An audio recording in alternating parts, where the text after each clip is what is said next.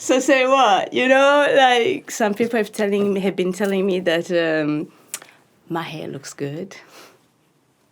I'm like, right on, because I really paid heaps for it to look this great. Wait, are we rolling? Yeah. Oh, okay. That's the intro.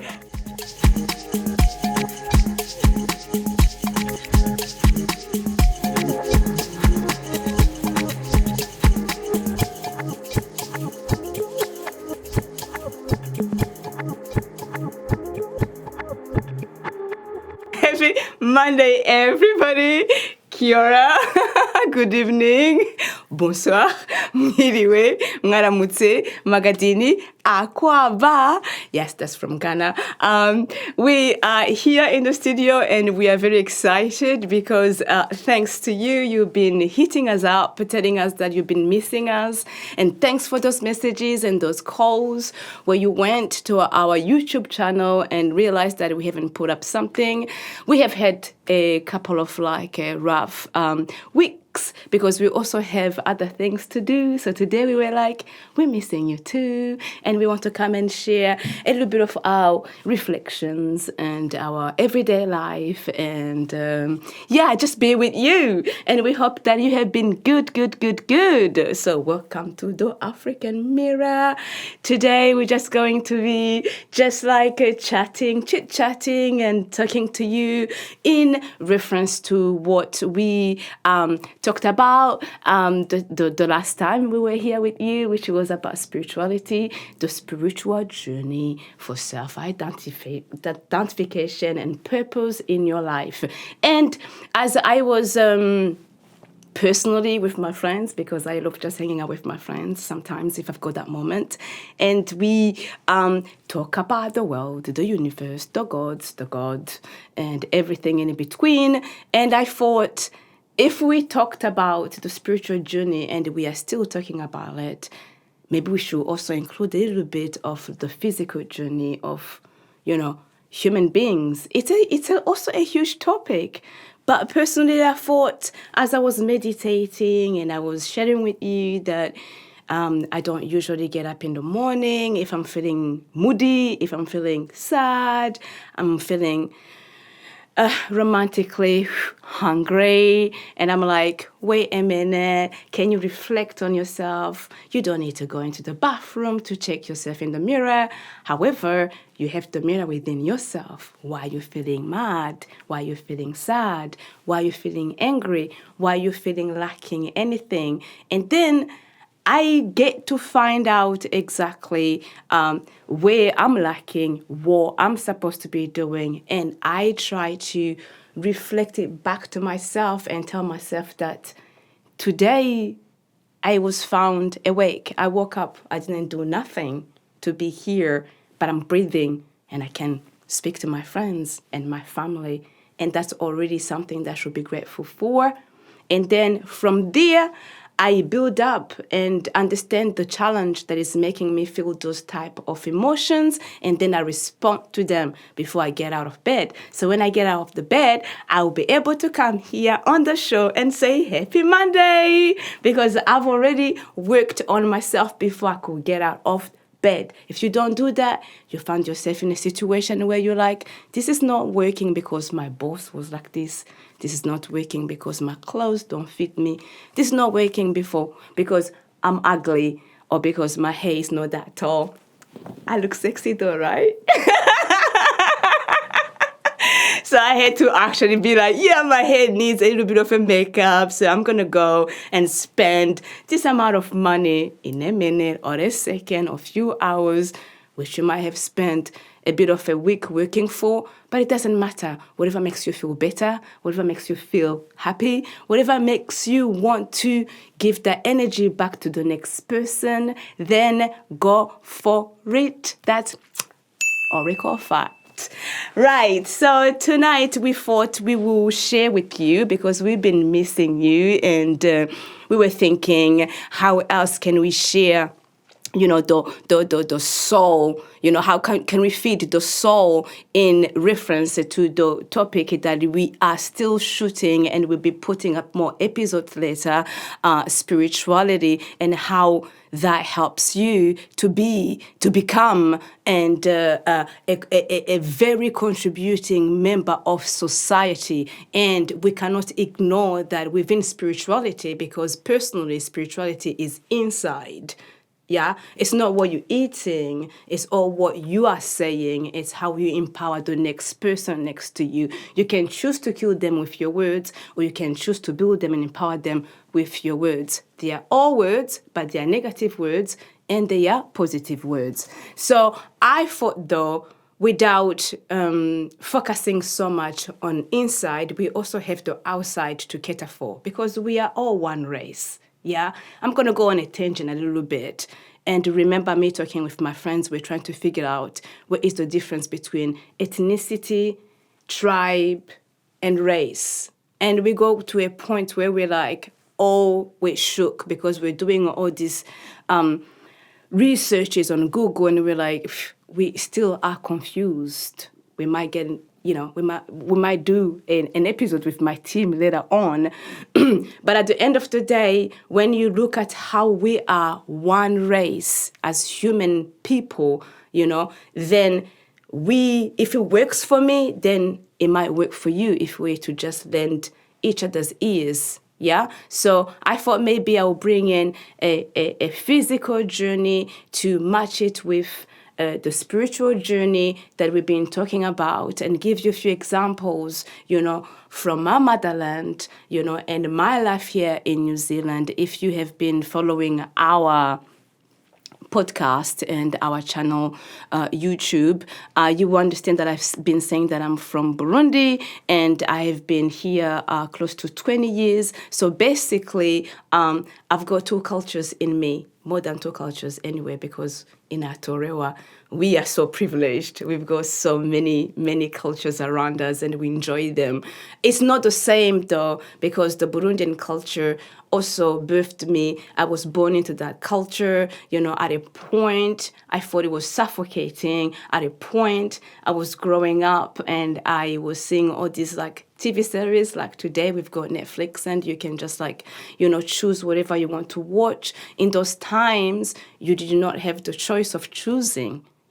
So you will sit there as a child and just see what is on TV, which was entertaining. And I'll be seeing this a TV series episode. For those who are in Burundi or been colonized by French people, you will know it. It's called Hélène et les garçons. And it was about teenagers that were living by themselves, and they go home whenever they wanted to. They could wear skirt, short skirts wherever they wanted to, or high heels whenever they wanted to. And for me, being a child growing into becoming this teenager girl, was like, oh my God, I want to be that. I want to do that. I don't want to be told what to do. I want to go out and date. I want to go out and see that boy, but I can do it because let me tell you, the African culture is so strict. You know what I mean? There is no Mommy, I want to do that. Or Mommy, I want to eat that. Or wait, Daddy, I just want that toy. I want that. No.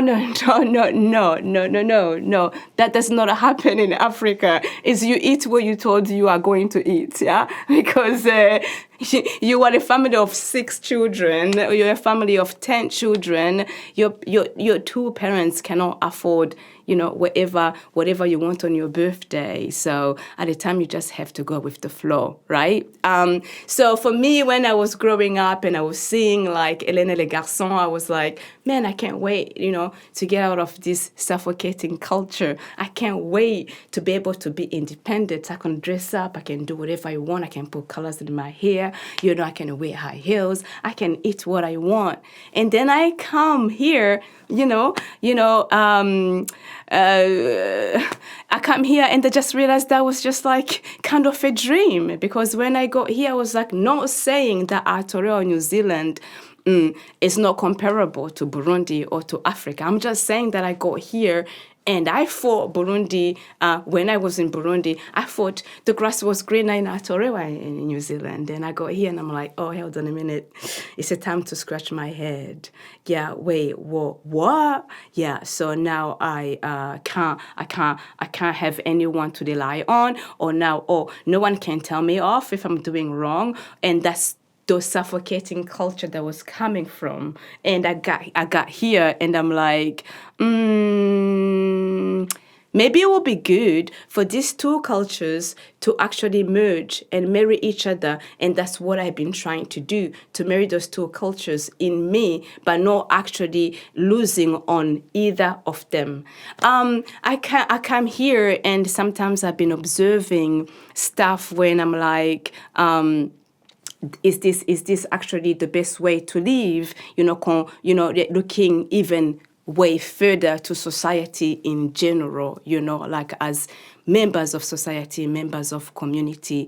For instance, like I was talking about how I was growing up and thinking that, if I was to come here, I would be better off. I would be free because I was a wild spirit and not a spirit since I was young. And I was like, I come here, the one of the first cultural shock was to find out that when children are being naughty here, all we are doing is to putting them in a corner. And I reflect back on that and I'm like, if I was that wild spirit, like in a young body, which is still growing up, and I'm expecting people to teach me how to be the more contributing societal member, I was put in a corner, I probably would have been planning like schemes on how to get back at my parents and how to get back to everybody who's putting me in a corner. That will not, for me personally, I feel like it will not have taught me what I need to know, because I feel like when we come here, I am not here to attack any parents. Or what I've seen within my friends is that when we've got children, our responsibility as parents is to actually guide them. Guide them. You have already seen the sun many times than they have, and you've had so many challenges ahead of them. And because you love them that much to bring them into this world, then it's your responsibility to tell them this is not the right way. Yeah? If someone yells at you, you don't have to yell back at them. But sometimes parents do. And when you do that, because they are not equipped, with all the spirituality that we pick up along the way, then you're teaching them the best way to handle someone yelling. It's yelling. You put them in a corner, you're not telling them specifically that was not good for themselves or for someone else. And that's where I was like culturally shocked to even go a step further from what I have experienced. I got to realize that roles were a bit, interchanged, if I may say that. I was growing up saying, I'm going to cry, Mom, if you don't give me a lolly. And she'll be like, cry as much as you want, because when you finish crying, you're going to go to bed, but you ain't getting that lolly. Here, I feel maybe it's, the other way. You probably will give your children a lolly to stop them from crying. But a baby and a child crying, it's normal, it's natural. They just want what they want to have. If they ask you, if you don't give me an iPhone or a tablet, I'm going to cry. Then let them cry for a bit. Because then, you don't even know, do they actually have to be empowered in the fact that if they cry, they have to have that thing. Because then when they're going to grow up, then it's like if they don't have that thing, then it's a problem. And that becomes a problem not just for your family, but for the community and for society, right? Because we need to look after ourselves and our children, but also the environment whilst we are at it. Yeah, so I'm going to bring you back a little bit, even talking about that like when I was growing in Africa, I've got so many scars on my legs, because all we were doing as we were growing up was like, there are some fruit trees, like I've mentioned before in some of my podcasts, and I will go and get some oranges or some mandarins or some mangoes on the street, it was for everyone to pick or there were some plantation by priest or something that you will be naughtier to actually brave yourself to go and even get some from them. And then we come here, and I was talking with some of my friends, and they were like, back in the 80s as well, like in New Zealand, they used to have fruit trees on the street that people can actually pick as they go. It's not a bad thing that now we might, be inspired to be doing native trees, but shall we also not, focus on the fact that fruit trees also can help anyone on the street, as you are walking, as you feel like, you need to pick up something, on the street, and you take it and you don't even have to pay for it, because we all know how much fruits cost here in Aotearoa, New Zealand. Anyway, just a little bit of comparing like my physical journey, linking it back to spirituality and what I have observed for the last close to 20 years I've been here in Aotearoa. Don't get me wrong, guys. Please do not get me wrong. I'm not saying I don't love living in New Zealand, Aotearoa, because that's how I've been here for these long years. I'm just trying to be like, when you are at home and you come from a different country, a different continent, a different culture, or even when you travel out of Aotearoa, New Zealand, you go somewhere else, then you can understand what I'm trying to portray and share here. Like, it takes more than just being spiritual to become that person. It also involves the physical evolvement journey that you are experiencing. And these have been my observations, which also reinforce that particular topic that I've been talking about, how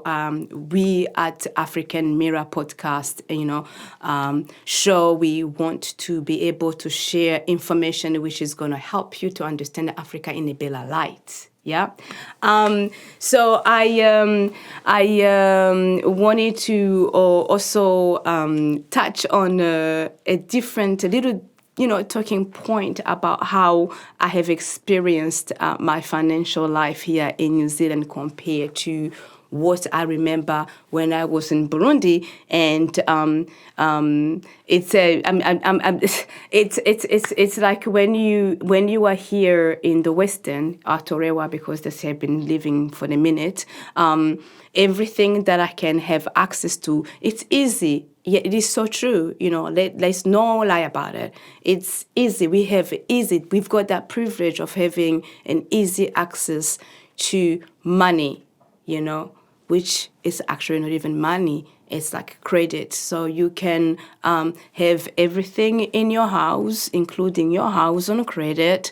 You can have your bed on credit. You can have your car on credit. You can have everything on credit. But if according to, actually there's this like TikTok kind of like, funny enough, lady from Uganda, can't remember her name, and she was just comparing the two of them, which actually was something that I had been actually meditating about, that when you are here as an African person, because you are used to this lifestyle, that when you need to build a house, sometimes you get people getting together and they will help you to build a house, especially if you are planning to get married. You will have your whole wedding, everybody chipping in. You will have your car, you will not have your own credit. You will have to buy for it. Everything that you've got, everything that you own, it will have to be on credit. And yes, there are people we consider poor, even here in Aotearoa and in Africa. If they are poor, they are poor. If they've got one pot to their name, it's one pot to their name. If anything was to happen, at least that pot is going to still be, on their name.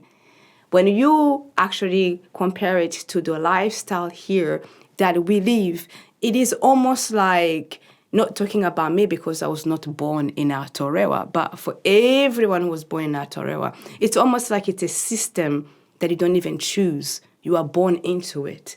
And there are no other options to tell you that yeah, if you go to a shopping mall and do something good, you're like, yeah, I can get that thing, Man, I want to upgrade my laptop. There's nothing wrong with your laptop. Yeah, because I can get it on credit, which is going to take you how many years to pay off? Yeah, you're going to work rather than even saving. You are paying off the gadgets that you've got, your table in your home, your fridge in your home, your bed in your home.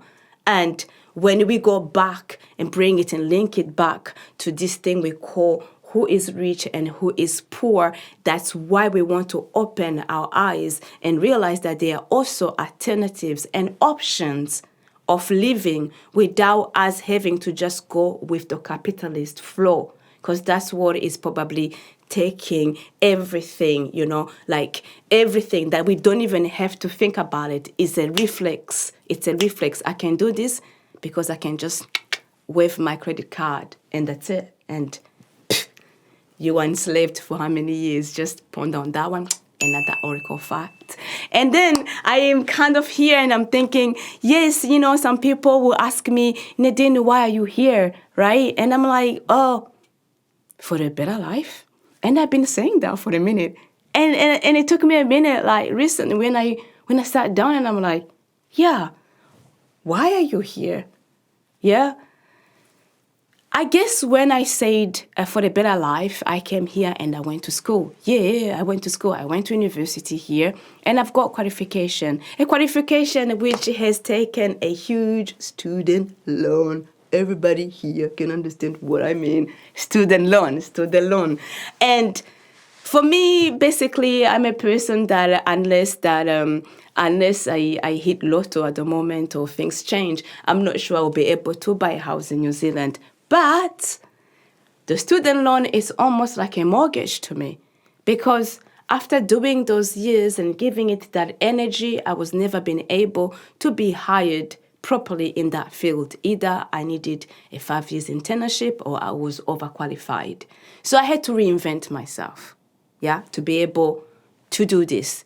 So sometimes I wonder, did this education do much for me, or could I have been able to do this if I did not have to take on that student loan? I'm not going against education. I'm just saying the system is F up. Yeah?